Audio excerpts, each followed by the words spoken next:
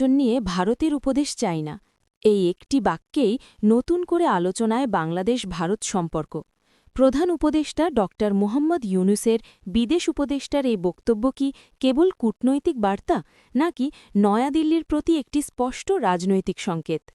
বাংলাদেশের সামনে নির্বাচন, এমন এক সময়ে বিদেশ উপদেষ্টার এই বক্তব্য এসেছে যখন ভারতসহ আন্তর্জাতিক মহল বাংলাদেশের নির্বাচন নিয়ে নজর রাখছে। বক্তব্যটি সরাসরি ভারতের দিকেই ইঙ্গিত করে দেওয়া হয়েছে, আর এখান থেকেই শুরু হয়েছে নতুন বিতর্ক।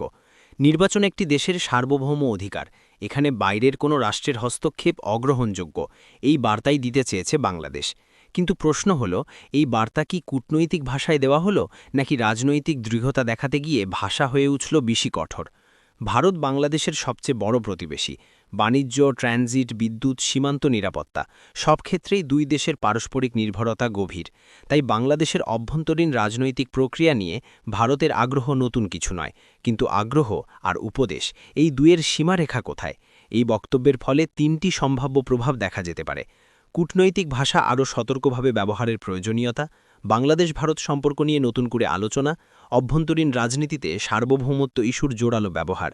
তবে বাস্তবতা হল, শক্তিশালী ও বিশ্বাসযোগ্য নির্বাচনই সব বিদেশি প্রশ্নের সবচেয়ে বড় জবাব।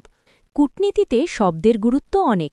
একটি বাক্য যেমন সাহসের বার্তা দিতে পারে, তেমনি তা সম্পর্কের জটিলতাও বাড়াতে পারে।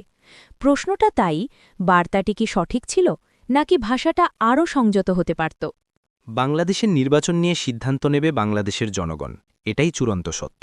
তবে সেই সত্য প্রতিষ্ঠা করতে গেলে কেবল বক্তব্য নয়, প্রয়োজন একটি গ্রহণযোগ্য, স্বচ্ছ ও অংশগ্রহণমূলক নির্বাচন।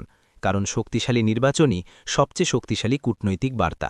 আপনার কি মনে হয়, এই বক্তব্য কি প্রয়োজনীয় ছিল, নাকি অপ্রয়োজনীয় উত্তেজনা তৈরি করেছে? মন্তব্যে জানান আপনার মতামত।